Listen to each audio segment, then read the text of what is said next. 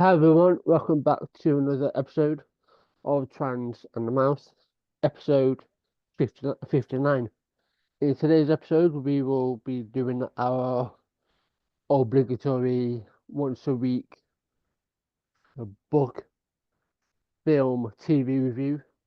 Um, Yeah. This is the whole let's make sure Max doesn't put a fucking bullet in his skull yeah, week. so we will be reviewing Bret Easton Ellis, Less Than Zero Yeah. book, um, Yeah. which Have you had you read this before? Had you heard of this before?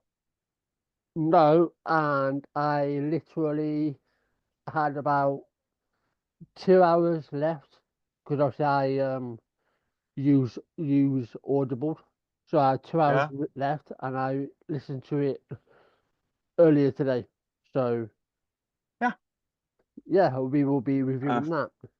yeah. Also, on next week's episode, we will be reviewing. We will be interviewing Thomas and Matt. Oh, right. Um, we've been able to land on next Thursday, so that's all scheduled. So hopefully with that will go ahead. Um, but yeah, um, how's your week Yeah, been? that's great. My week. What the fuck have I done? Oh yeah, I've been off of work this week because we have like our yearly winter break, but our yearly winter break that isn't Christmas in Sweden. We have it's called the athletics break, Right. because like fuck everything, I guess. I don't ski and I'm not doing athletics. But it's for like what's like the sports break is Right. like yeah. And it's about like you're supposed to go ski during this. That's basically it. Like we have a week of snow in February. Go have fun. Basically. But I haven't done that because fuck that bullshit. Yeah. Um, I haven't skied in 15 years, I think. And then I didn't even ski. I snowboarded because when I was a teenager because I was a cool teenager who got to fuck. Uh, but yeah, I snowboarded, and then like once, and this is the last time I ever set my foot on a fucking snowboard. Because once when I was getting off the lift, because when you snowboard and you're in the lift, you take one of the like feet out of the bindings. And I kind of put it in the snow next to the snowboard, and then the snowboard just kind of fucking did a 180 turn with my leg attached still, like my other leg still attached. So that knee got fucked. Um, so yeah, fun thing though. While I was lying there fucking crying as a like fucking 15-year-old person with a fucking broken knee, someone was like, can someone get the guards or like safety personnel or something? Some little girl has hurt herself. And like, thank you, but like, I'm not right now. Like, Yeah. uh, mom was very quickly to correct them. He's a boy. He just looks, sounds, and talks like a girl. I did sound like a girl, though. I was very late for puberty. And I hadn't smoked like fucking a pack a day for 18 years. Like this isn't fucking baritone. This this is smokers lung. That's what this is. I uh other than that, other than that, that didn't happen this week. That happened 15 fucking years ago. But this week I was with my boyfriend on Saturday and Sunday and Monday and bits of Tuesday. And we were like Monday on we got the weekend to ourselves and we sort of like stayed up and I've started writing a new book to him, and this time I'm going to bind it myself. So it's called if you lived here, you'd be home by now. And it's like hint, hint, wink, wink, nudge, nudge, marry me, cunt. So that's funny. And I'm going to bind this later, but right now I just and I've started like drawing little things that have to do with it, like this, for example, because these 3 lines are burnt into his fucking skin because I fucking marked him. No, I'm not. That's not a joke. I marked him like with a branding iron. 3 lines, because like you know. Yeah. Also, it's so, because we are non-monogamous, and it sort of symbolizes our 2 parallel lives that we live alone, and then the unified life in the middle. Because he dated someone who didn't like drugs, so we had to come up with another reason. Because he got like tattoos of everyone. He do you notice? Is it noticeable that I am off of work and I clearly haven't slept for this week? But yeah, but I sobered up until Monday because then that's when his kid came, and I'm not going to fucking be high around a kid. No. And I'm definitely not going to even have drugs around a kid. So I make sure to do them all. Yeah. I'm a responsible person. I did it all on Sunday, so that I could greet the kid on Monday, which was good because on Monday I wake up and like she comes in the morning apparently. I had kind of forgotten that when at 9 o'clock I am awoken by like someone just fucking dropping on me, like doing like one of the fucking frog splashes from wrestling. She's a chaotic little bastard. And then we had like a really nice day. We watched the Lego Movie too because I hadn't seen that, and she wanted me to do, and it was better than the first one. I really liked it actually, and I kind of fucking dig the songs. Like they are so fucking good. Uh, but yeah, I read from this book because it's a book about us. It's about our life. Because I do that. I am a fucking romantic person. So I read to Boyfriend about that Saturday to Sunday. Sunday we did absolutely fuck all. Yeah, we read through our entire fucking chat conversation, like from Tinder and stuff, like from the start. We were doing a bit of romance. I don't know if you could notice. And what we realized is that we are fucking awesome. Like we started right off with just being completely open, totally honest, and joking about everything. Like third day we've been talking, we have a discussion about necrophilia. I like genuine. Why? When is it ethical to fuck a corpse?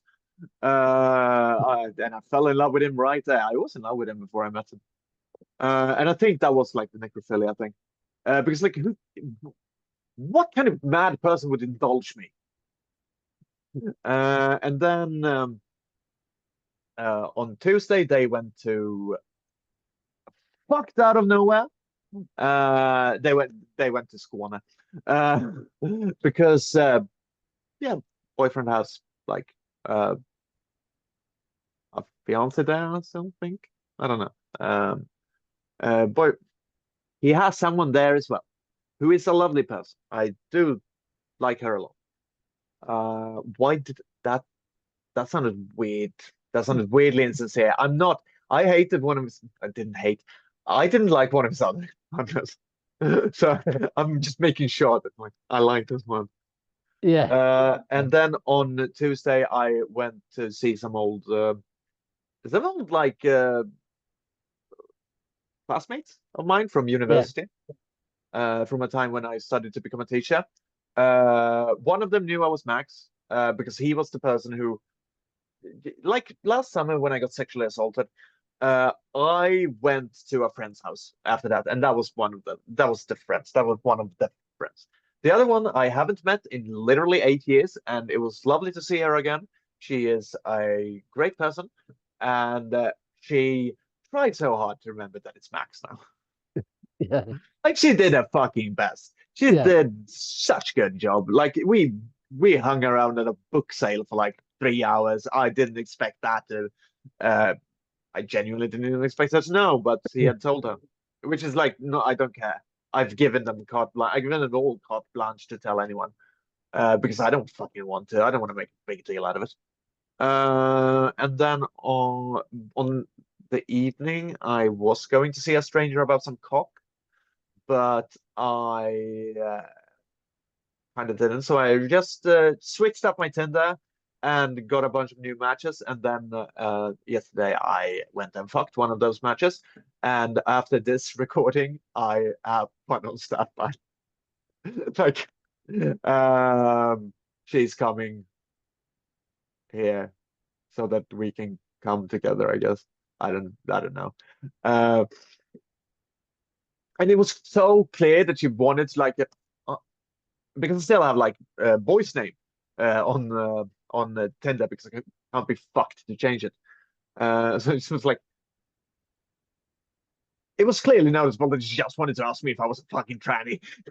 Yeah. Because I look like this. I'm clearly like trans or something. Either a transvestite or like trans person. And today I actually went to I went to hang out with my best friend and ex-girlfriend's new boyfriend. Um, at his place. He's like 14 years younger than us. He's like 20, 22, 23 or something. He's like 14 years younger than her. She's older than I am. Uh, so it's like 23, I think. And he's like genuinely, you think that it's like problematic when you say some shit like this, but hey, he's very mature for his age. And I hate the fact that I get to say that, but he's like genuinely like dresses like he's from the fucking 20s and has like it's a great romantic and like she needs that, so I'm happy for her. Yeah. That's He's awesome. way better for her than I ever was, not just because she's not a fucking dyke. And that's what I've been doing today. And like, I don't know. I've been I've been actually feeling good. Like I thought I would feel like shit this break because breaks are weird for me because since the stroke I can't really tell time. Yeah. So like I don't know if it's been 5 minutes or if it's been I don't know if you've noticed this about me. I don't know if it's been 5 minutes or if it's been like 20 minutes. Genuinely don't know how long I've been talking right now. But I've said a lot of shit, so I'm betting it's not five, but I fuck it if I know.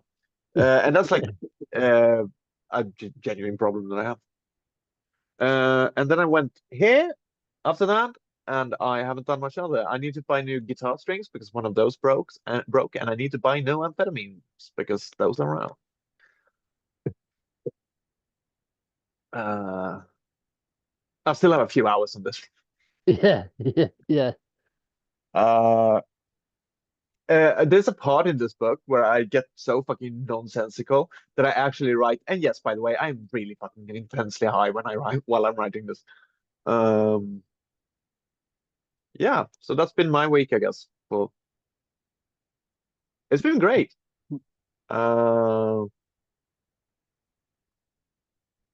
she seemed like a really fucking weirdo. Like the person I matched with that's coming here. Like either like she's going to eat my skin weirdo or just like I made suicidal ideation of my personality weirdo.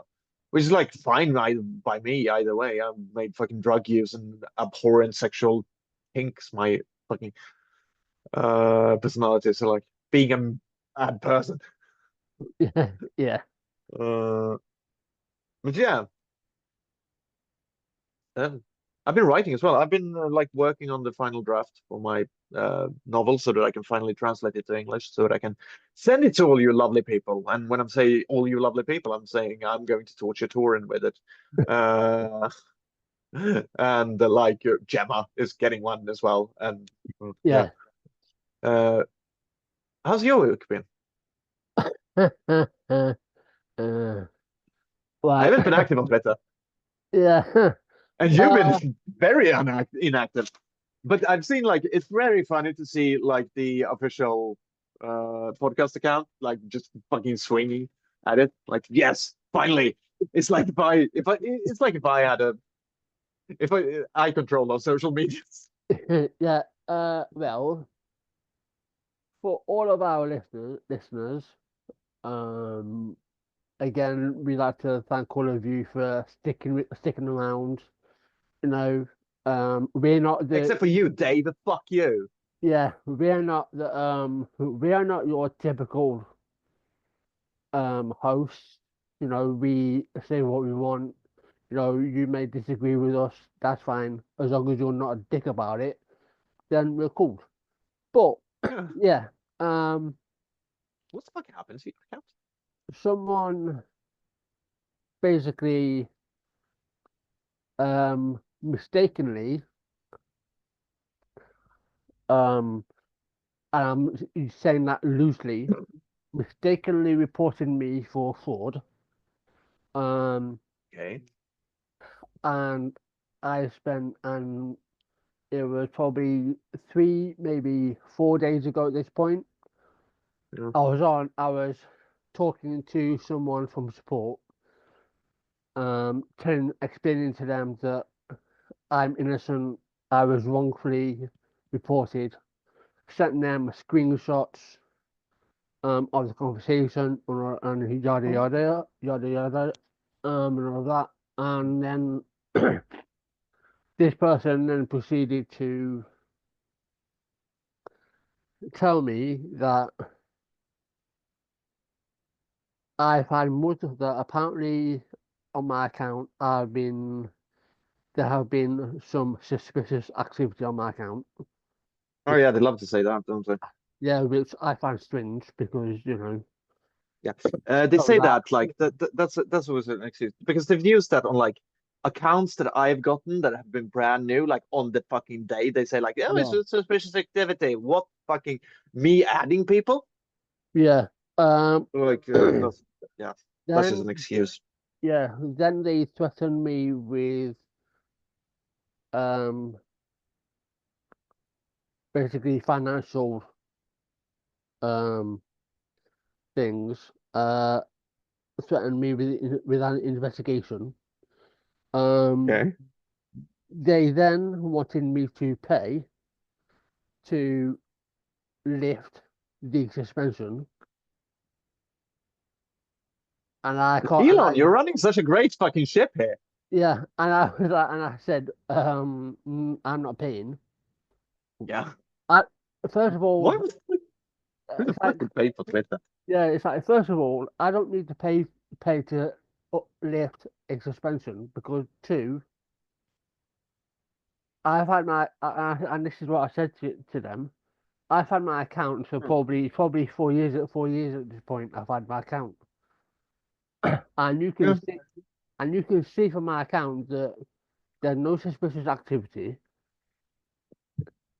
This person who uh, pretended to be me, Like, because that's what this person said. Because this person DM'd me privately and said to me that they wanted friends, and so this person apparently sent them a link. They opened that link, and this is where this whole thing has happened. And this is where this person has mistakenly reported me for fraud, which I don't. Which, first of all, I don't even gamble. So why the fuck? So you know, there's that. no, Two, me neither. There are way too yeah. many cool addictions to have. Two, I've got better things to do with my time than to set up a fake profile, set up a gambling website, which is basically scams. Right? Yeah, like You could just look through my history and know that I'm not a fraudster. Never have been, never will. But anyway, so yeah. he I mean, out concluded. of the two of us, I wouldn't say that you're the one with No. suspicious activity. So basically, this person from support kept saying you will be um suspended. You'll never be able to create another account again. Threatened me with Really. legal um investigation, Mhm. financial. Um, and I was like, well, and I said, punishing me for something that I haven't done. And I said that Yeah. multiple times. So basically, in the end, like I briefly said to you, like my Yeah. account is still up. I just can't access it. because Oh, I went to change my password, which I yeah. did, but I can't access it because for some reason, because I have set up two-factor authentication, I can't access it because I can't um get an access code for it. But either way, Yeah. I was gonna leave anyway, so this just sped up the process. Yeah. So if you do see my account on there, just know that it's been inactive for probably 72 hours at this point or I'm more. thinking if I can pay to get your account, I would have so much fun. Yeah.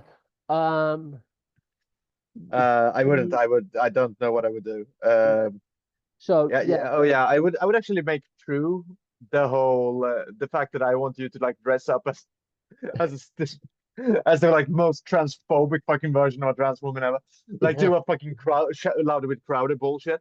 And yeah, I think I kind of would just be a dick and Photoshop that. So I'm not going to do this because I'm not going to like put myself in that situation where I have to do that. And I'm a bad person. yeah. So yeah, I still have access to the podcast Twitter account on Twitter, X. Yeah. So at least that's not going to be hit if because you know, Yeah. I keep that separate and for very good Yeah. reason. And yeah. Um, And like so it's not like I'm going on there anytime. So it's you're no, like we're um, safe from that like kind of yeah, suspension as well. exactly. Um, How haven't I been suspended on my new account, by the way? Like I've been so much worse than I usually am. I haven't even gotten a weekday suspension. Oh yeah, yeah, I did once when I did triggered someone's trauma. oh yeah, yeah, well, That fucking Jade bitch. oh yeah, yeah, I well, kind of stumbled over the fact that she has just yeah, some kind well, of yeah. yeah, well. If they if they didn't do what they did, then they wouldn't, you know, if it, No, I'm not going to feel bad about it. yeah, Like no, I think that it's a bad thing to do, but that's just on a fucking philosophical level. I need to be consistent. yeah. I never think it's a good thing to do, but I can definitely do it, and I'm fine with not being a good person in this regard. It's okay. Listen, listen, for I anyone have a out there, yeah, listen, for anyone out there who thinks that how Max responds or how I might respond is harsh, I'm just gonna say this: if you are prepared to dish it out, then be prepared to take it back. yeah. I'm just waiting for someone That's to not be me able to. saying that's not me saying it's justified. But No, if you can dish it out, then you can pull up your big girl pants and you can take it. yeah, And I'm and saying that like it, metaphorically speaking. I yeah, know that and like some if you, twats will take that out of context. I say that literally, pull up Yeah, those big girl pants. yeah, yeah. But yeah, Yeah, I'm, so and like if you think that the way that I respond is in any way over the top or cruel or mean or evil, maybe even. I would just like to say that yes, but it was very, very funny, and I don't care. yeah. Um, but yeah, so that happened, and so yeah, I've just been from now on, I will be permanently on Blue Sky. If you want to Yeah, find me, I'll put the link. I will put our links down below. Max is you still might on scared me Twitter. off of Blue Sky. Like that's why I don't go because she got policed by them. Like she said something like, and someone like, we don't share that here. We don't share Nazis here or something like. I So was yeah, responding to them and explaining why they were wrong. So like, and I don't know how I would be the most hated person on Blue Sky, I think. Which one I like, that's fun. yeah, yeah, yeah. So yeah, I will put both of our links down below as always. Yeah. Um, because it's only a matter of time before the shit hits the fan and X is no longer. It's only a matter of time. So Oh God, I will rue today. Where will I go? Like for the the spy. thing is though, the thing is, I will have to go and fucking Kiwi farm. before Porsche. Yeah, before Twitter is finally, dead and buried. One for a better term. Because we've already got um social sites like Blue Sky, yeah. Mastodon. Obviously we have Facebook. I barely use Uh, that. Twitter, I used to use it. I don't anymore, but I'm not really fucking fussed. Obviously I'm using it for our podcast Twitter. That's a given. yeah. Um, but I'm sure in the meantime, more and more sites like Mastodon and Blue Sky will pop up. So, Oh yeah, but like what I'm saying is like because I've never been to a place that has quite the same spirit as Twitter, because the oh spirit yeah, of Twitter is fucking vile, and I love that. yeah, Like I'm there's a reason I'm on Twitter. It's because like yeah, it reminds me of being in a fucking burned out apartment while some people are doing heroin in the couch. yeah. Uh, went to a party like that once though. Did not have fun with partying with heroin addicts. Mm, Uh, no, I can't imagine not. they But were kind of eepy, and me doing cocaine there, like, yeah, let's fucking yeah, dance. yeah. It's Um, like yeah, but yeah. I mean, don't worry. I'm sure I'll get into the occasional spat. yeah, I mean, I it's will all. have to like I go out mean, in public and start yelling at people. yeah. I mean, That's where I'm going. yeah. I mean, that's already kind of happened on the Yeah, podcast Twitter account. yeah, Um, yeah. because Yeah, I've seen that. That's been funny. yeah, because um, this person says that intersex people are male and female, which are not. Yeah, Um, and I was saying that people she can, was a brainless fuckwit, yeah, basically. Yeah, people can produce both male and female gametes, yeah, which is but true. This person yeah, has said it doesn't, and I'm like, you know, okay, yeah. fine, I mean, basically, the only thing that she said was no. yeah. It's like, yeah, well then fucking eat lead. I But don't care. obviously, I'll occasionally do that, but I'll try and keep the podcast account as professional as I can. But yeah, Which is why you're the one running it. yeah, Because there's not a chance in hell I would uh be professional about it. And if you want the absolute fucking garbage fire, come to my account. yeah, It's Prawn Star. Prawn Star.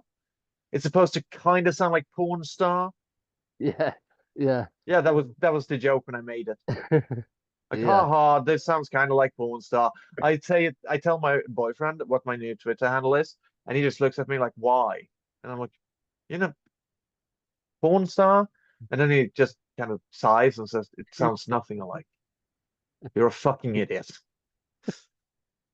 Um, yeah. so like it's not Um, just me being a cunt to him. yeah. But anyway, um, I'm sure. Yeah, let's go to Julian's place and snort some coke and do some and suck some cock. Yeah, I wish I had my Wayfarers here. I do have a pair of Wayfarers. Like the sunglasses that they wear yeah, throughout this entire fucking book. yeah, Yeah. yeah. But anyway, I'm Yeah. sure. Not next episode, but I'm sure the one after. I'm sure if anything else happens on the land of Twitter, I'm sure it'll come up on that one. But Yeah. so yeah, so the review.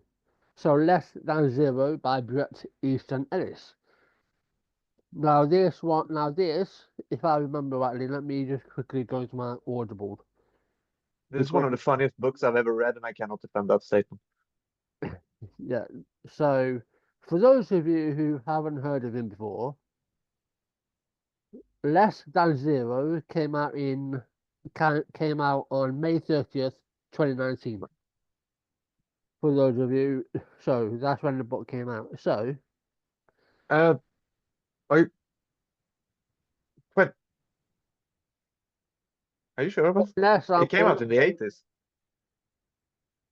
I'm on about when the book came out. Yeah, like it was his debut novel. I think. Are you like when the? Do you have when the audio book like Right, released or something? Audible, the audio book released Yeah, on May 30th, 2019. So I must be so bear with bear with us, guys. Let me lesson is yeah, it because I'm steady checking it now. It's at 85, I think. Let's see. Bum, ba-dum, ba-dum, ba-dum, ba-dum. No, I don't want to fucking fuck Oh yeah, you're that right. film. I hate Originally the film, by the published way, in 1985. on a personal level. Oh yeah, thank you. Bret Easton Ellis was 21 when this book came out.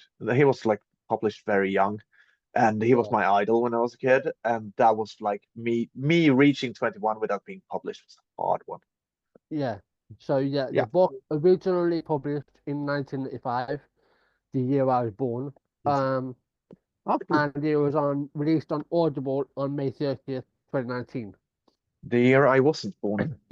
Yeah. So Less Than Zero offers a gritty and unapologetic exploration of the lives of disaffected youths in 1980s Los Angeles. From the first page, Ellis plunges readers into a world of privilege and excess, where the glittering facade of wealth hides a deep-seated moral decay.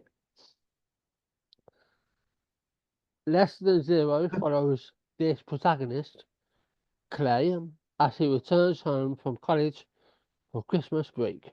He finds himself drifting through a series of parties, drug-fueled escapades, and encounters with friends who seem equally lost and numb. I mean, kind of sounds like the flipping 90s. Yeah. Like also I've had these days. Yeah. Um. So the novel delves into themes of hedonism, nihilism, and the dark side of materialism, painting a bleak portrait of a generation in search of meaning. Isn't that kind of old generation now, like 80s, 90s, noughties? Yeah. You know, Uh, getting this worse, this was getting described as more and more. the Catch and Rye for the MTV generation, I think. Yeah, yeah, And like yeah, it is. But yeah, that's isn't that like being a teenager though? exactly. Minimalist prose is both a strength and a challenge. The sparse, detached style mirrors the emotional numbness that counters, creating Yeah. an atmosphere that is both haunting and impactful. However, this same detachment can make it difficult for readers to connect with the characters on a deeper level. The fragmented narrative, which is disjointed scenes and episodic structure, adds to the sense of aimlessness that permeates the story. Yeah.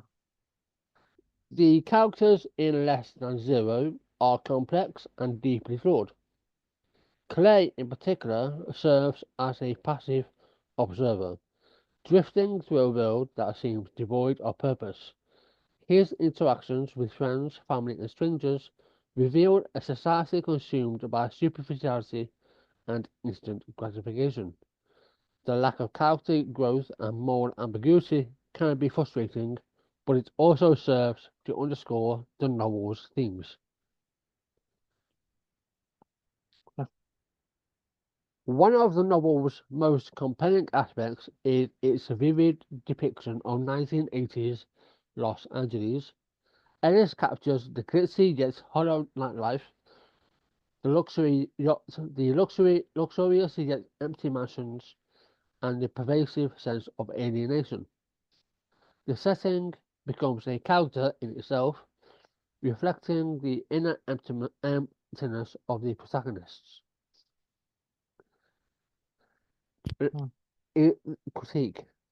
Less Than Zero is not an easy read.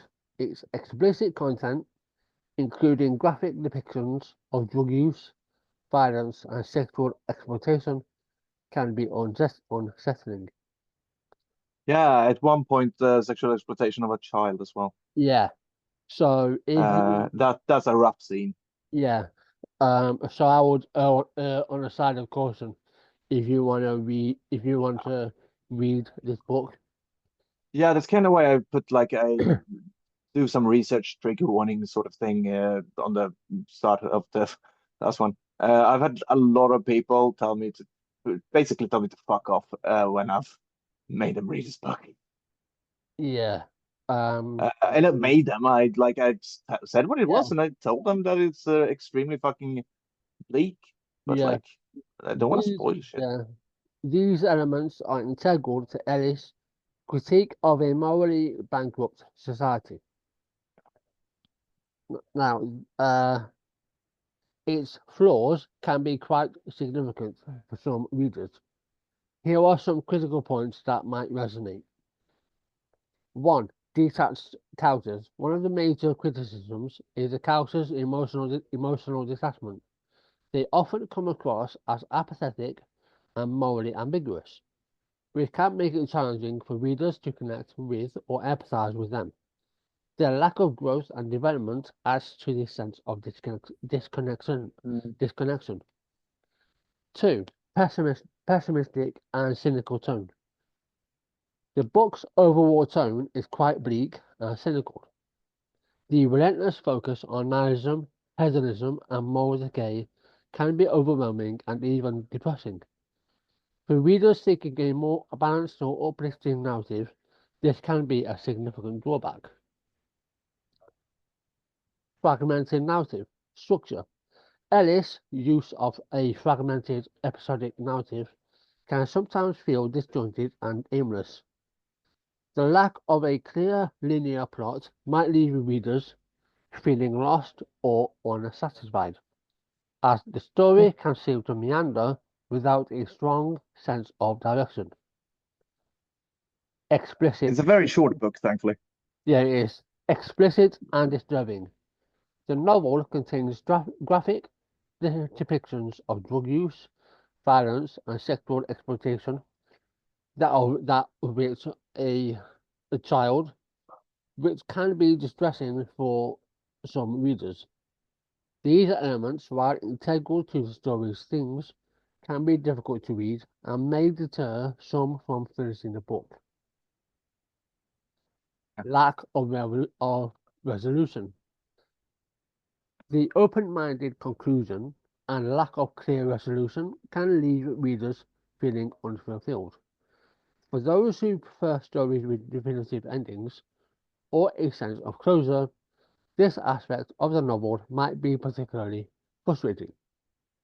Monotonous prose. The minimalist writing style, characterized by short sentences and sparse descriptions, can be monotonous over time. While it effectively creates a detached atmosphere, it may also make the reading experience less engaging for some. Now, with all that said, here's what I did like. Raw and unflinching portrayal. The book offers a stark and unfiltered look at the lives of privileged, disaffected youth in LA during the 1980s. Its candid exploration of themes like hedonism, nihilism, and the dark side of wealth can be both shocking and compelling. Minimalist writing style. With its short sentences and sparse descriptions, creates a detached and almost clinical atmosphere that mirrors the emotional numbness of the characters. This style might have resonated with you, the reader, for its stark and impactful storytelling. Now, that could do the opposite for people. The cultural critique. Less Than Zero serves as a critique of the superficiality and moral decay of a generation obsessed with materialism and instant gratification. You might have found this social commentary both relevant and thought-provoking. Complex characters. The characters in the book, especially the protagonist, Clay, are flawed and complex. Their struggles with identity, relationships, and purpose might have intrigued and prompted deeper reflection on human nature. Atmospheric setting. The depiction of 1980s LA with its glitzy yet hollow nightlife, luxurious yet empty mansions, and pervasive sense of alienation creates a vivid and immersive backdrop that enhances the story's impact. Now, here's what I did not like. I Let me go. The characters, like as people, are fucking awful. Yeah. I do like them as characters, but if I had to be friends with them, I would fucking shoot them all. Yeah. um. Let me. Funnily By the way, enough. while you're looking for that, I don't know if you see, this Yeah. is me. This is me. There we have Bret Easton Ellis. A few years back, he came to Sweden. And a few years back, he was releasing a new book. Bret Easton Ellis is my favorite author of all time. He's the reason that I became interested in language because I read his sophomore novel, The Rules of Attraction. That opening line, it starts with it starts with, and it's a story that might bore you, but you don't have to listen, she told me. Because she always knew it was going to be like that. And then it just keeps going, and it's like a sentence that goes on for like half a page, and it starts in the middle of a sentence because like books start like this. They sort of have like a space here Yeah. at the beginning. That doesn't have that. It starts with a small sentence.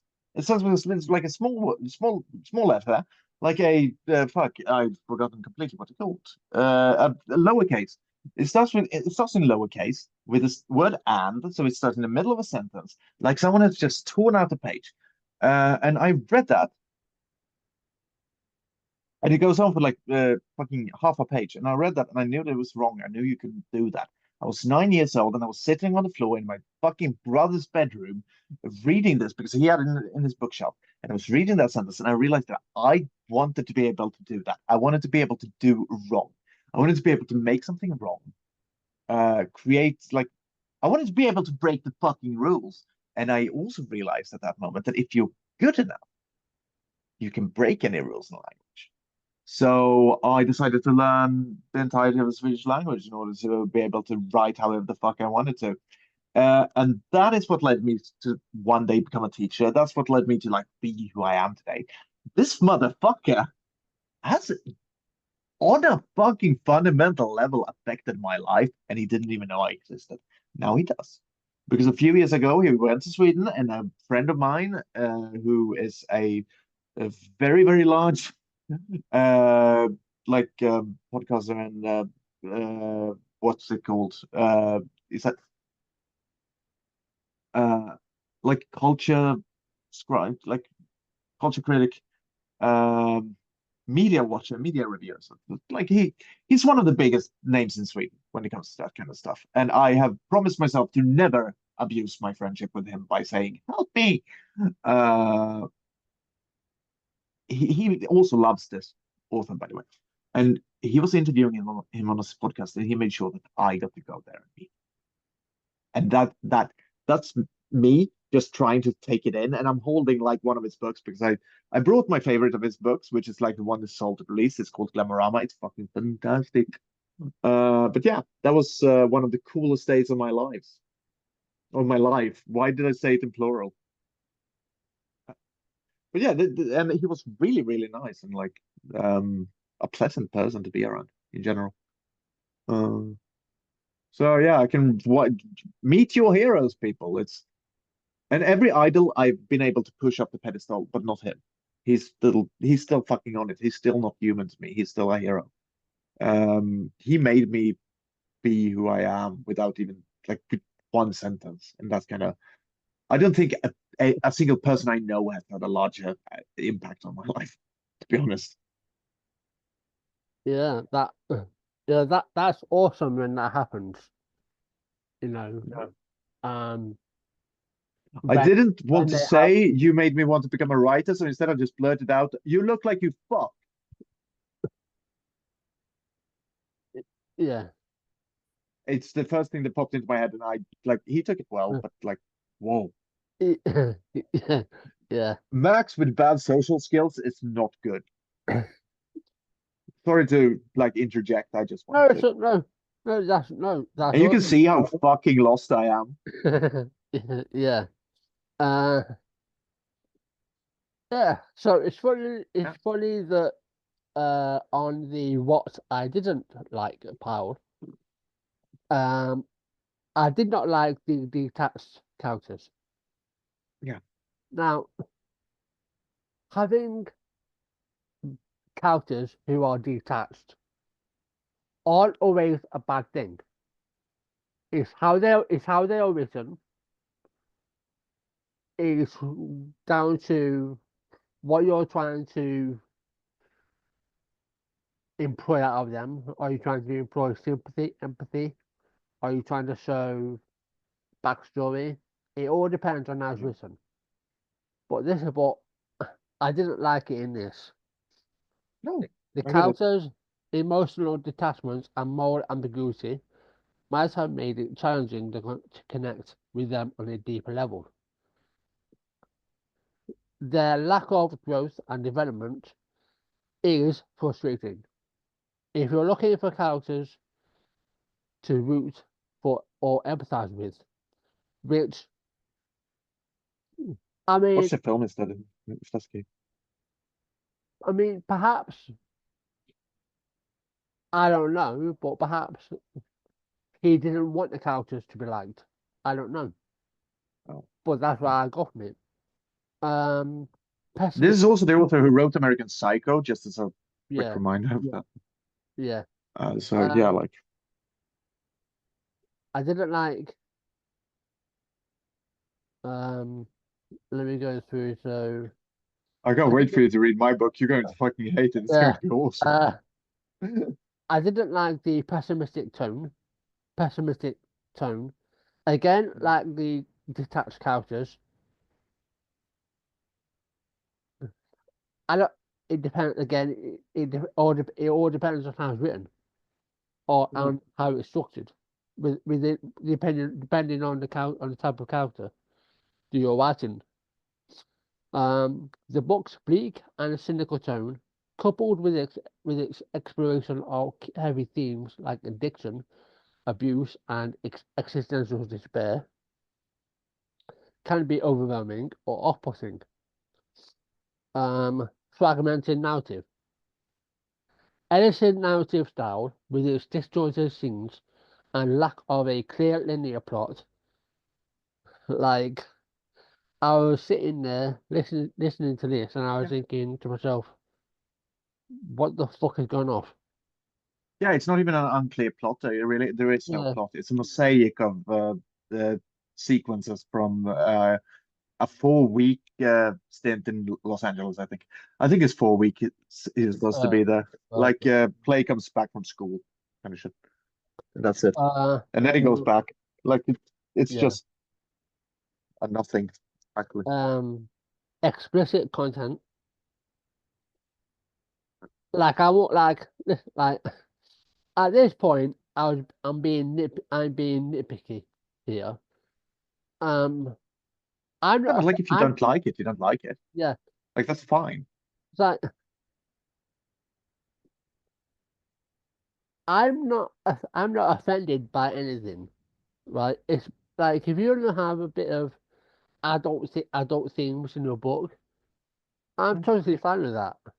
But when it Huh. comes to um, but when it's but especially in this book when it centers around sexual exploitation Yeah. and it's dealing with a child, a minor, um, mm, it put me off. Um, Yeah, I get it. And like it never gets there's no resolution. There's no, nothing. There's no hope. So yeah, I definitely get it. Like if you yeah, like that's yeah. If and the that's final not what you one, like, this is won't be yeah, a good book. But and the final one was lack of lack of resolution. The book's open-ended after I conclusion, left. yeah, and lack of clear resolution might no, there's nothing might about it. It definitely left me with a sense of unfulfillment and Yeah. a slight frustration. Um, so yeah, so my conclusion is, despite its flaws, Less Than Zero remains a powerful and thought-provoking novel. It forces readers to confront uncomfortable truths about the human condition and the consequences of a life driven by excess. For those willing to brave its darker elements, the book offers a stark and memorable journey through the shadows of 1980s LA. Which it does offer you that. It's just some of the things does let it down a bit. This is the reason that I wanted to live in LA for a bit when I was a teenager. Like I wanted to go there and wanted to be a part of this.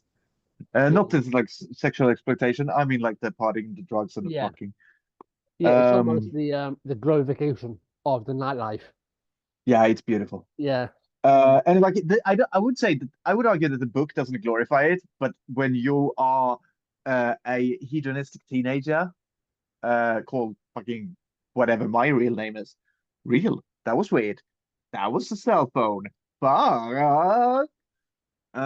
Like I would say that the book genuinely doesn't glorify it because everyone is so fucking miserable all the time. But like if you like the cocaine use isn't fun in this book. Like nobody enjoys doing cocaine in this book. I fucking love doing cocaine. It's my favorite thing in the world. Um, but what I but when I read about, and I'm going to be completely honest, yeah, there are parts in this book that I read like, oh God, it's hot, detached, uh, beautiful people fucking and doing drugs. This is my fucking dream existence. Nobody just this nothing, just complete emptiness. I got a chance to party with some millionaires a while back, like at their place, uh, because I live a life that puts me in weird positions. And like we did a bunch of drugs and stuff like that, and I got to like have the best drugs at the party, which is really funny because they were fucking millionaires and I had better drugs than they did. But like that's the closest I've ever gotten to this. There was something intensely fucking wrong with those people who I met at that fucking party because they were like multimillionaires who were like just born into rich, like or got rich at very young ages, and like nobody should have this much money and be that young. And like you are broken inside, and I love you. And it's like you just see this hollow fucking stare, and it's like kind of talk to you as if you're there to help them become human again, which I definitely fucking wasn't. I was there to study them. This was anthropology. But I do have a romanticizing. I do have a side that is definitely romanticizing that kind of shit. And like, yeah, maybe it was because I read Less Than Zero when I was too young. Yeah, this definitely got me interested in doing drugs. Fuck yeah. Like everything that I read when I was a kid got me interested in doing drugs. This is the reason that my life is the way that it is right now. But I would argue that the book doesn't glorify it, but it's very easy to read it in a glorifying way. yeah, yeah. I would agree. Um, And I'm just going to like start my little because you were done, right? Yeah, I'm done. Yeah, yeah. Yeah. Now we go to Max Rablin. So I'm going to open with the actual first sort of the chapters in this book are extremely short, like a lot of them not longer than a few lines. And this is the opening.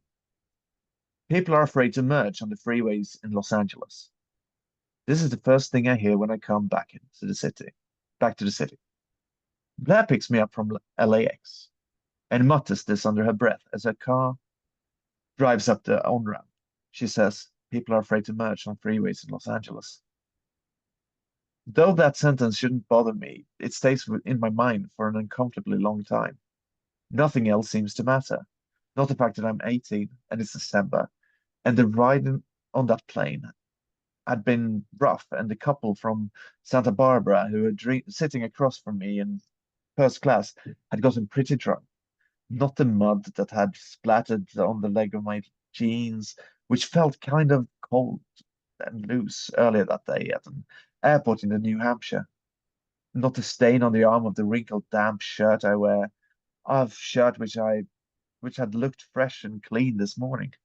Not a tear on the neck of my grey Argyle vest, which seems vaguely more Eastern than before, especially next to Blair. Blair's clean, tight jeans and her pale blue t-shirt. All of this seems irrelevant next to that one sentence. It seems easier to hear that people are afraid to merge rather than, I'm pretty sure Muriel is an anorexic, or the singer on the radio crying out about magnetic waves. Nothing else seems to matter to me but those 10 words, not the warm winds which seem to propel the car down the empty asphalt freeway, or the faded smell of marijuana which still faintly permeates Blair's car. All it comes down to is that I'm a boy coming home for a month and meeting someone whom I haven't seen for 4 months, and people are afraid to merge. And like, if you didn't like that, stay the fuck away from this book. If you did find that interesting and well written, then yeah, read it because that is the book. Yeah, it gets really dark into subject matter and stuff like that, but that's sort of like detached, cold, very apathetic, but almost like I want to care about something, but I can't figure out what I want to care about. Like that's what I get from Clay. Clay doesn't want to be completely fucking empty. But he is. He's a hollow fucking shell. This is one of the funniest fucking moments I've ever read in a book. Like it made me laugh out loud. This like when so he has two sisters. He doesn't know how old they are. He doesn't know what their names are. He says the older and the younger sister. That's how close he is to his family. And they're fighting in the back of the car. And he's just like listening to Anal Cunt or something on the radio. I don't remember exactly what it was, but it wasn't Anal Cunt, it was something else. But Anal Cunt is a real band. But like he's listening to something with an obscene name on the radio. Like there are a lot of like bands with obscene names playing on like radio stations at this point. But and the sisters are pestering him. I'm like, why do you lock your door when you go away? Why do you because he's been in a fictional college called Camden, which is also where the second book is set, by the way. It's not a sequel; it's just exists in the same world, and it's a fictional college that exists in Bret Easton Ellis books, Camden College. That's where Clay goes, and he comes home for Christmas. Yeah, and he's sort of whining about him like, closing the door, and then he just kind of fucking snaps and shouts, I locked my door because you stole half a gram of cocaine from me last summer, or if it's the last Christmas, I don't remember. But like last time I came home, I think you stole a half a gram of cocaine from me. And his mother is sitting next to him in the car, and like they go quiet, and then one of them, like when they get back home, and he's laying by the pool, one of them just walks up to him and says, that's such fucking bullshit. You know damn well I can get my own cocaine if I want to, and it just walks off. And like that's like that sort of shit happens just all the time.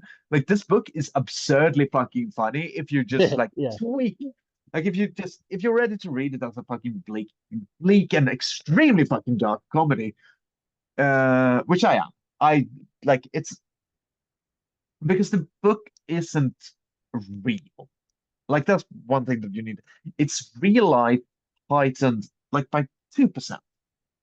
Mhm. Like um like when you get to the part where yeah, there is absolutely a gang rape happening to a 12-year-old girl in this one, and it's kind of fucking awful.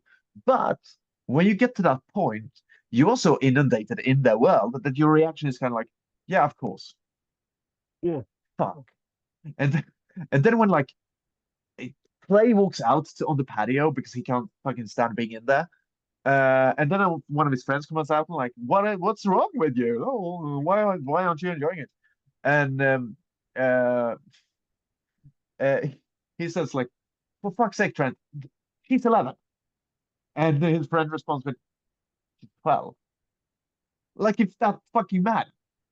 And then he asks like, what don't you have everything? What don't you have? And she basically just says, I don't have anything to lose. Like these are jokey bits because like nobody talks like that. Nobody fucking does it. But constantly, constantly when we get to a point of complete fucking darkness, we're not even allowed to wallow in that bullshit because first and foremost, it's over very quickly all the time, which is good, like in this case. Yeah. But like everything's over quickly. It's all in like just a haze, and everything that could have a real, honest to God fucking reaction from us gets undercut by a joke or by someone like just acting weirdly bizarre. Their reaction to one of their friends being anorexic is basically just to like, well, let's take it to the beach, I guess, like a fucking dog. Um, and like there are so many like weird things, and Clay's not only like he's not only detached, he's a fucking weird person as well. Like he makes sure that we know that his Wayfarer stays on while he's telling his girlfriend Blair that he never loved her, and the only thing that he can focus on in this fucking scene is that there's a fucking billboard that says "disappear here" on it. Like it's what? Why? And everything is absurd. And like, yeah, this is snuff film being shown at some place. Of course, why wouldn't there be a snuff film? Exactly. What else would it be?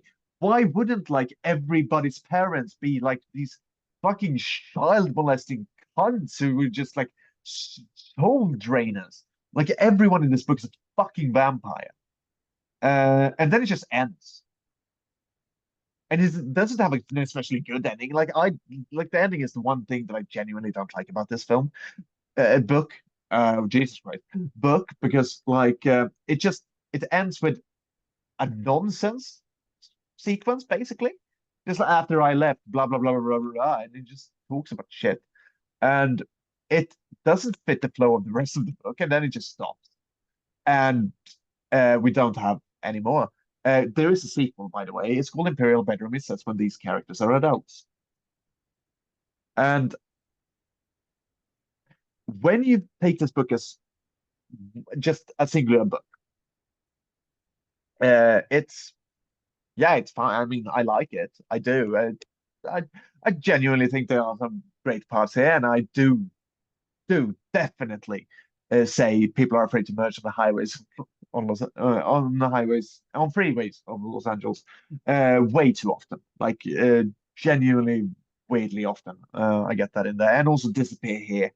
It's like one of an awkward that I use. Yeah. Uh, because like the fact that the pros are so simplistic, the fact that they are so minimalistic means that everything that sticks out, it just fucking sticks to you. And that goes for uh them like drugging a girl, it goes for them like feeling detached while they're at a fucking diner. Every time there's something, it goes for them like seeing a burning car. And like also there's this moment where Clay is just like they run over a coyote, right? Yeah. Or yeah. And Blair, who's with Clay at this point, just can't fucking handle it, breaks down, starts crying. Clay can't stop laughing. And it's like the one expression of fucking genuine emotion that he does throughout the entire fucking book. And he can't stop laughing. Also, like, uh, one of their friends, like, because the one character in this book that has a fucking plot line, because there's no plot in this book. It doesn't. It's not about anything. It's about teenagers in LA in the 80s who are rich and do drugs. And it is a slice of life mosaic. Like we see sequences, and that's it. But there is one thing that is kind of a through line, and that is Julian. Because there's a character named Julian who's an old friend of Clay and who is played, by the way, in the film by Robert Downey Jr. in his first role. And it's very funny because he plays a drug addict, and that was during the time when he entered his drug abuse.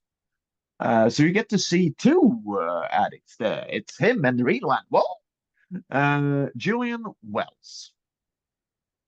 Julian Wells is dead, and he gives good head, which is like some graffiti that plays these.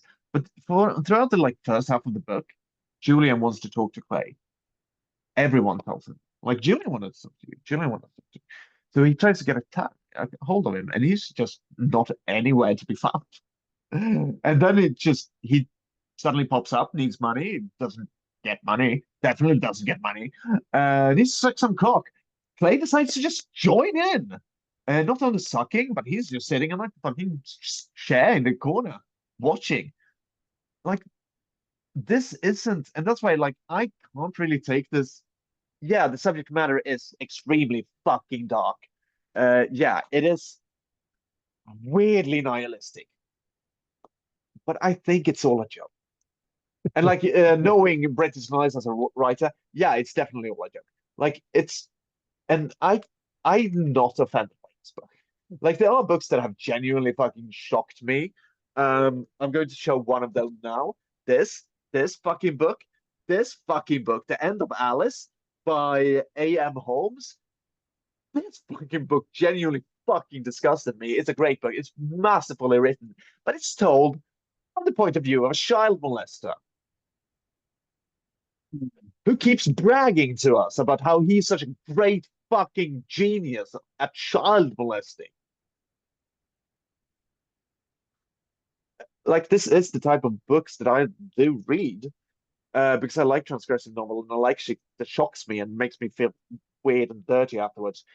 Uh, Lessons Here doesn't make me feel weird and dirty afterwards because it is constantly like bordering on surrealism in its detachment and stuff. Um, but what I do think that it has is some great fucking prose. I love the minimalistic prose in this. I do think this is like his. Bret Easton Ellis has a very good way of writing character voice. He's the reason that I am good at writing voices. He changes up his like he hides his own like voice, authorial voice, behind a wall. And I'm definitely going to recommend you some more novels in the future, just so you know. We are going to be reading more Bret Easton Ellis Yeah. at some point. Because like, and then you'll see like this is just in this book. This is just because this is the way Clay speaks. And when he wrote the sequel, Imperial Bedrooms, like 25 years later, I think that came out in 2010. So yeah, 25 years later. When he wrote the sequel, Imperial Bedrooms, he had this, and I saw an interview with him, and he had this beautiful idea for on a restaurant because there was a restaurant he frequented in LA where there was this just wall that he loved, like this beautiful reflective surface, and he had written, according to him, some of the most beautiful prose that he had ever written about like this wall that Clay is watching, and then he realizes, fuck, Clay would not be reacting like this, and then he had to delete it all because he is so like attached to his to the character voices. And what uh, like and that's Clay. Like the fact that this is so detached, so no, like nothing gets through. We don't know anyone. We don't know the last names to barely anyone. I don't know what Clay's name is last. I don't know what Clay's last name is, for example. We don't know what his sister name is. We don't know what his parents are named. We know nothing about these people. And like he's the narrator. We're stuck inside his head. He's the one telling us the story. Debatably, but that's like for the sequel. Yeah. And why I find all of this interesting is because I like that. I like that's the I what do we know about the people who, except for what they tell us? Like when I wrote my uh book Iris, which is the one I'm translating, that book is told from the point of view of a person who has just lost his friend Iris to a suicide. That's the first sentence of the book. Iris has stopped living, is how it starts. Um, and then we get to follow him, like just living his life. And it takes like 100 pages before we know his first name. We like he isn't interested in telling the story that is actually going on, which means that he's just talking about his everyday shit while other things are going on in the background. So, like when I wrote that, that was the experiment I wanted to do. How much do we actually know about the narrator? How far can you actually take this experiment? So I like this as a way of that. Like we know nothing about Clay, and we know even less when he leaves because we don't get his reactions to anything. He can sit in a room, watch something horrible happen, and we still don't know how he feels about it. Like he is void in a way that like he shouldn't be. Like it's not in a sociopathic way. It's like there is nothing there. There is no subject there. I find that very fascinating. I also find it very fascinating that there is apparently a version of this book, and it was the first draft that he wrote that was very, very long, extremely melodramatic, and written in third person. And I cannot fucking imagine what that book is because it's not less than zero. Also, I think it's very funny that the sequel is called Imperial Bedrooms. Both Less Than Zero and Imperial Bedrooms are songs by Elvis Costello because Bret Easton Ellis is a huge fan. He's not a big fan of those books and doesn't like that Bret Easton Ellis used the songs' names for the title. So that's fun. Um, there is because the book is sexy. I would like not with the child stuff, no, but like it has beautiful people doing sexy drugs and then being rich, and it's knowingly written that way. I wouldn't say that it's glamorizing, but it is definitely knowingly like surface. The book is all surface, and that's what makes it a satire because it's like a satire of everything is being surface. Also, everyone is fucking buying this book. And it's not a big deal, which I really enjoy. Like I like that Clay is just like, yeah, he's there and he sees his old girlfriend Claire, and they might still be together, but he's also dating this fucking kid named Daniel. When I say kid, like I mean his age, like they're 18. But like Daniel, who is just, are they seeing each other or are they just fucking? I don't know. We don't know. We don't know these people. Not even at the end of the book. We follow them for 4 weeks. We don't know anything about them. The person we know most about is Julian, and that's just because his life sucks the most. Um, and I like that the book never, ever, ever tells us this is wrong.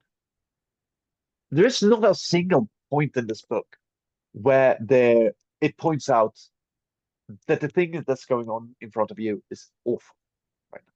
And I like that because that is like we shouldn't have to be told that it is. But like we know that it's fucking wrong. It is in fact kind of fucking a conservative book when it seems like the whole moral panic of kids being outraged and stuff like that. It's like this book became extremely controversial. I genuinely don't know why, because the book is clearly against it, but there's not a single place where the text says this is wrong. But like, if you don't know that it's wrong to watch a snuff film, then you're the one who is weird, not the book. The moral outrage is completely fucking weird. But then again, British eyes do get a lot of moral outrage. Uh, I love that he was so sure. Like he was 21 when this was released, and the book is fucking solid from a whole unity standpoint. But what I really want to talk about is remediation. Do you know what remediation is? I've heard of it. I've heard of it. Yeah. Yeah, it's basically adaptation. It's to take one. It's to take a work of art in one form and change it to another. So, like, anytime that you make a book, a film, that's remediation. Anytime that you make a film, a book, that's remediation, and it's poor also. Like, yeah, that's basically taken from one medium, putting it in another. And there's a film that is called Lessons Here that is said to be based on a book. And like, if you get a hold of this, check it out because it's very fascinating. Because uh, there is not a single sentence from this book in that film, except for one, which is Julian Wells is dead. They don't have the give good head part, I don't think. And it's also written in their little like clubhouse, which they have apparently. They have a clubhouse now in the film. And it's written on the wall there, like graffitied when someone breaks in. It's not just written in like as graffiti in a stall somewhere. Like, and Clay has a moment in the film where he says, I will sell my car, I will do anything. Just I need to help Julian. Clay, the person who follows just to see him suck cock with some mild fascination. The one who doesn't care that one of his closest friends is getting pimped out, all of a sudden is the moral core of the film. Julian dies in the film, doesn't do that in the film, in the book. The reason he dies is because he needs to know that like he's the messy one. He needs to he needs to get fucked. He dies after they've sort of like they all unified. Blair, one of the biggest fucking cokeheads I've ever read about, like she's worse at passing up a line than I am. And there is a concept called Maxis lines in my friend group, which is basically that the size of my lines would give someone who isn't used to cocaine a fucking heart attack. And Blair is even more of a cokehead than I am. Cocaine is my favorite thing in the fucking world. That isn't my own reflection. But like, and she has a moment where she walks into a bathroom. She's at a party, and then she sees these two girls, and one of them starts bleeding from her nose. That happens sometimes. Like, yeah, fuck, I've had nosebleeds during this fucking thing, like during us recording at times because I've like been up for too long. But she sees the nosebleed and decides, I'm done. And she like pours out her cocaine into the drain. Like the film, the film is everything that the book isn't.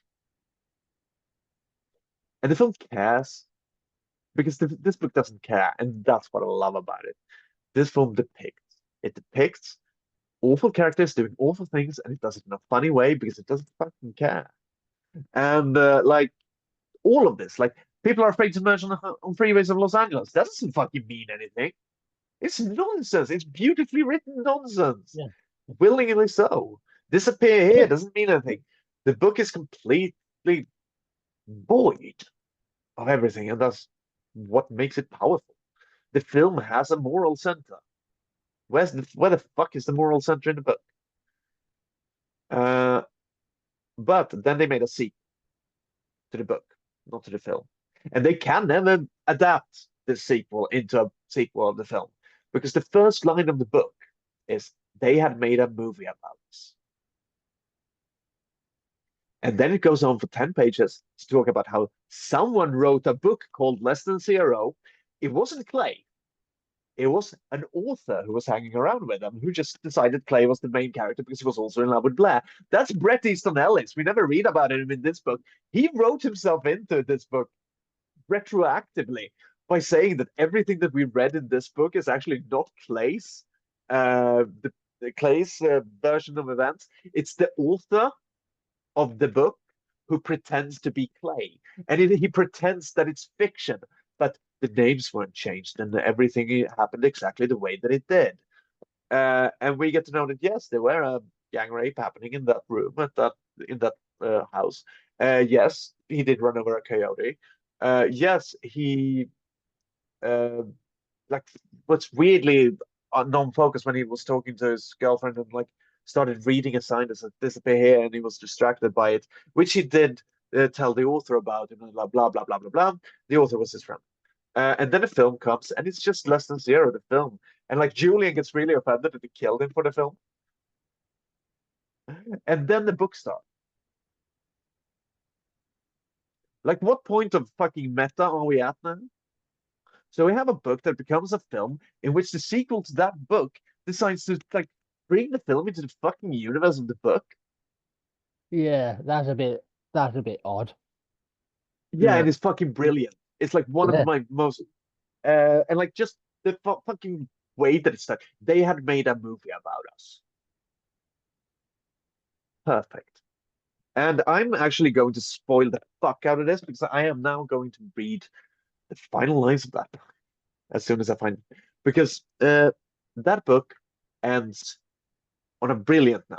And I want to say that, like, if you read them whole, as a whole story, both of them, you get a very, very harsh ending because we'll find out in the beginning that Julian is dead.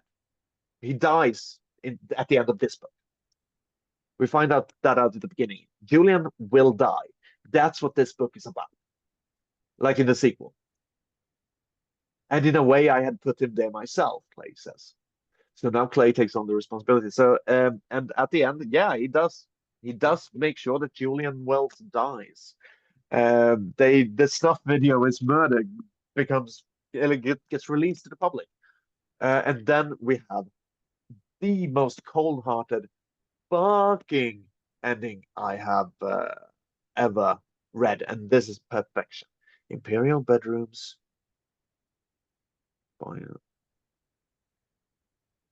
Let's see.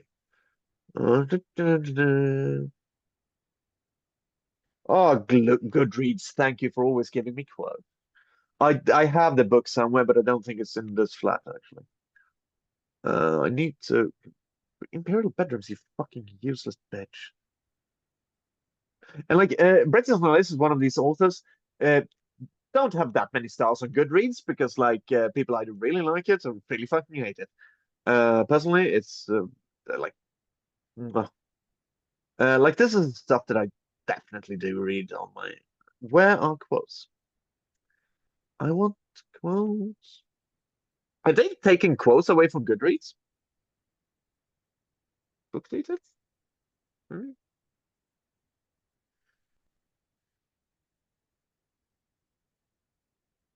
I'm sorry, but fucking I need to just fucking fix my life. Imperial bedrooms. I really should have like I haven't planned this because I've been busy, but yeah, I'm just rambling about something that I find very fucking funny and interesting. Um, and like the sequel does have an emotional core, but Clay is even more disturbed. So that's nice. He also texts like a fucking teenager. Like it like where are you? And then puts a you at the end. yeah, Like you text like you're fucking brain dead, Clay. And he's like the book is also about like this film that never comes to fruition that is called The Listeners, that is clearly about the disappointment that Bret Easton Ellis feels about the adaptation of his collection of short stories, The Informers. Like this book is so much about Bret Easton Ellis that the fact that we have two books in which fictional characters named Bret Easton Ellis plays part matters. Yeah, also he's written two books where the main character is called Bret Easton Ellis and is an author. In one of them, he's haunted by Patrick Bateman from American Psycho. It's called Luna Park, and it's genuinely the only book that in my life I've read that have ever scared me. Quotes. It ends on such a fucking bleak note. Yeah, yeah. This is the final chapter. You've read the first chapter of Clay's story, now you get the final. There are so many things Blair doesn't get about me. This is right after Julian's funeral, and him and Blair are back together. Like Clay and Blair are back together. We're back when we started. Nothing ever changes. Everything just goes on. Time is a flat fucking circle. There are so many things that Blair doesn't get about me. So many things she ultimately overlooked, and things that she would never know. And there would always be a distance between us because there were too many shadows everywhere. Had she ever made promises to a faithless reflection in the mirror? Had she ever cried because she hated someone so much? Had she ever craved betrayal to the point where she pushed the crudest fantasies into reality, coming up with sequences that she and nobody else could read, moving the game as you play it? Could she locate the moment she went dead inside? Does she remember the year it took to become that way? The fades, the dissolves, the rewritten scenes, all the things you wipe away. I now want to explain all these things to her, but I know I never will. The most important one being, I never liked anyone and I'm afraid of people. And then it ends. And it's one of the most impactful endings I've ever read. Like even now. Completely out of the context. Clay is gone. Like he's like even when the first book starts, he's fucking gone. He's a void of a subject, not a subject in and of itself. And that makes these books very fucking fascinating, very interesting. They are a bit tamer than Bret Easton Ellis often usually have very, very high instances of violence also. So just that's fair warning for the future. Glamorama makes you feel like you fucking lose your mind. He also has a shared universe, like he does the Avengers before the Avengers, and everyone's awful. uh, but if you want to go one, because there is one step further meta we can go, and then I'm done because the audiobook for Imperial Bedrooms is written by Andrew McCarthy. Now, yeah, I think he plays Clay in the film Less Than Zero. And then he reads Clay in the Imperial Bedrooms. And that's fucking fascinating.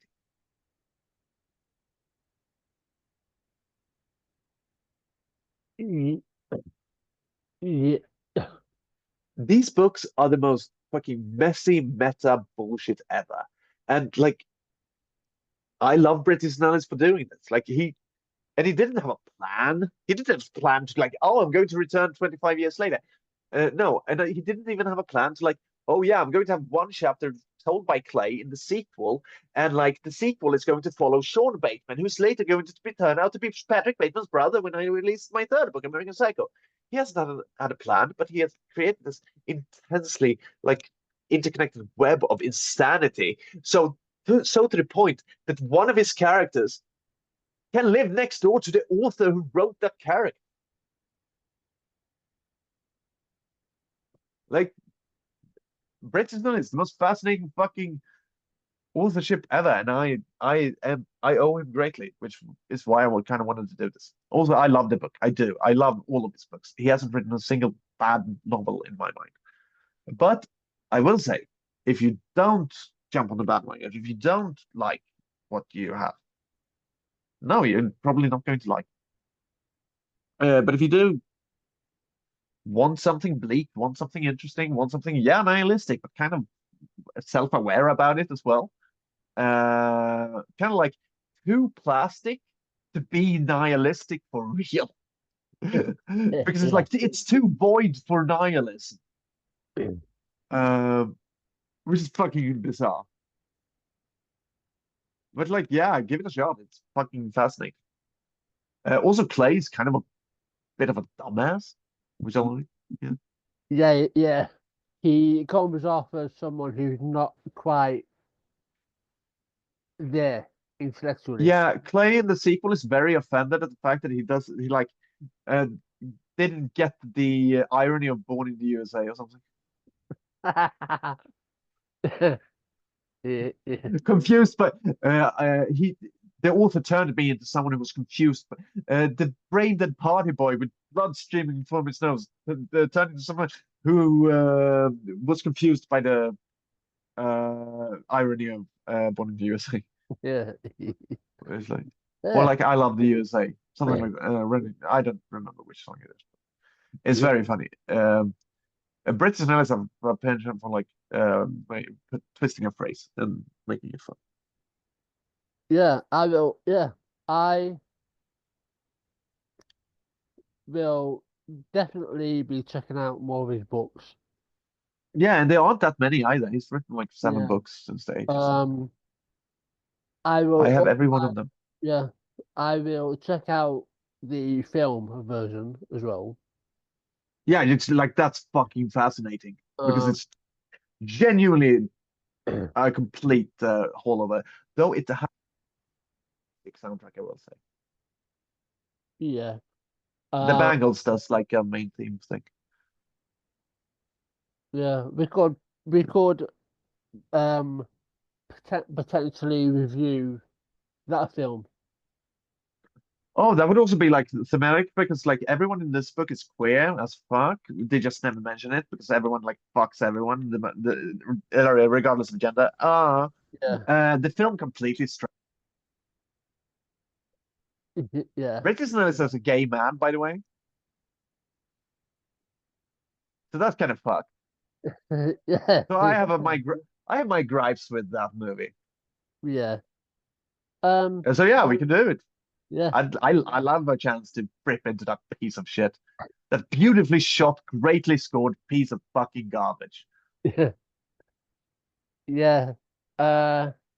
Yeah. Because that film came out in 1998. So yeah. So yeah. You will have that to look forward to. More book reviews. Yeah. TV reviews if we come across a TV series that is worth reviewing. Um. I have a few in the bank that I'm going for a bit because I'm trying to do something. But yeah, I have a few on my short list. Just you wait. Yeah. It's like yeah. You just obviously send over some more book recommendations, and I Yeah. will be happy to Cool. add them And to. like this is also like this is a good start because like this is the type of stuff that I read mostly, like Yeah, transgressive fiction about awful people doing awful things. yeah, It's my jam for some reason. It's also yeah. what I write. Like I I love it. It's nice. Did I read Lessons Here Too Young, start doing drugs because of it, and wanted to move to LA? Definitely. Is it the book's fault? Definitely not. No. But I do romanticize drugs because of this book. Like, yeah, that's clear. Like, of course, yeah, my love for cocaine came from here. I'm just lucky that it was great. It's truly brilliant. This episode has been sponsored by cocaine. Go out and buy it now, kids. Yeah, yeah. It might. I might. I might do.